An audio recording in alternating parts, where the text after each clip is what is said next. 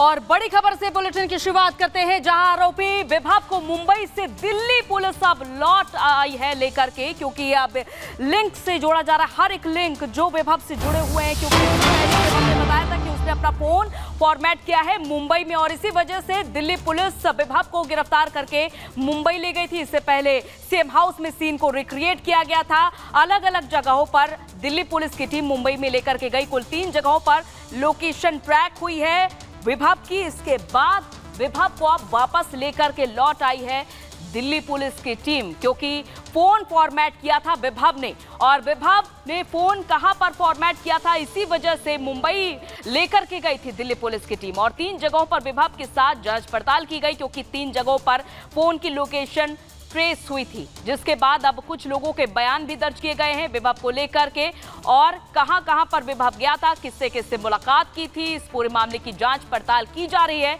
और अब विभव को लेकर के दिल्ली पुलिस की टीम वापस लौट आई है, जहां इससे पहले मुंबई लेकर के गई थी।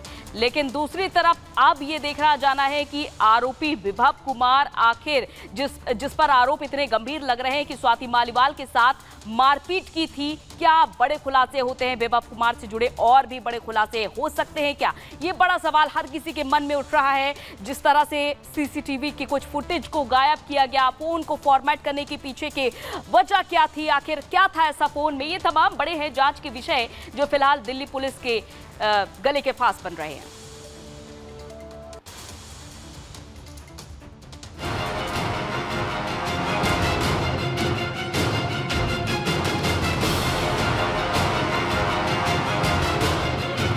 सीएम आवास में स्वाति मालीवाल से मारपीट हुई, केजरीवाल चुप रहे। स्वाति को घसीटकर मुख्यमंत्री आवास से बाहर निकाल दिया गया, केजरीवाल चुप रहे। स्वाति बार बार इंसाफ की गुहार लगाती रही, लेकिन केजरीवाल चुप रहे। केजरीवाल की इसी चुप्पी पर अब दिल्ली के एलजी ने सवाल खड़े किए हैं। राजनिवास की ओर से कल एक लेटर जारी किया गया, जिसमें स्वाति मालीवाल से हुई कथित मारपीट मामले पर एलजी वीके सक्सेना ने दुख जाहिर किया। उपराज्यपाल की तरफ से लिखा गया कि स्वाति मालीवाल ने बेहद पीड़ा से मुझे फोन किया और अपना दर्द साझा किया। उन्होंने कहा कि मालीवाल मेरे और मेरे ऑफिस के प्रति शत्रुतापूर्ण और स्पष्ट रूप से पक्षपातपूर्ण रही हैं। अक्सर मेरी अनुचित आलोचना करती हैं। फिर भी उनके खिलाफ की गई शारीरिक हिंसा और उत्पीड़न अक्षम्य और अस्वीकार है। एलजी वीके सक्सेना ने जहां स्वाति मालीवाल के लिए संवेदना जाहिर की, वहीं सीएम केजरीवाल की चुप्पी पर निशाना साधा।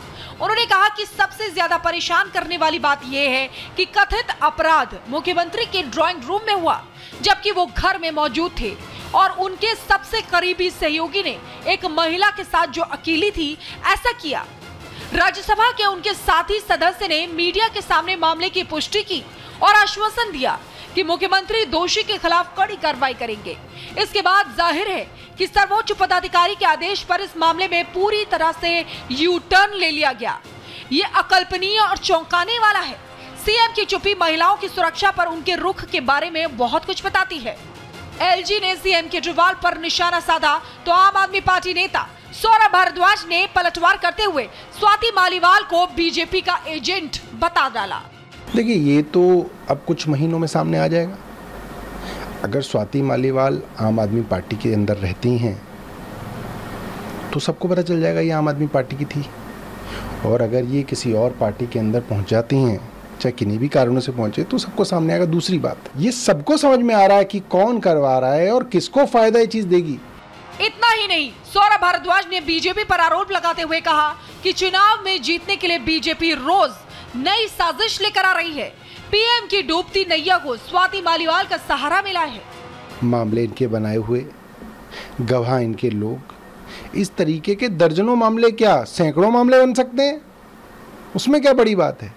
आप मामले बनाते रहिए, मगर समस्या ये है भारतीय जनता पार्टी की, दिन रात झूठ की फैक्ट्री के अंदर मामले बनाने के बावजूद भी देश के लोग आज भारतीय जनता पार्टी के साथ नहीं खड़े।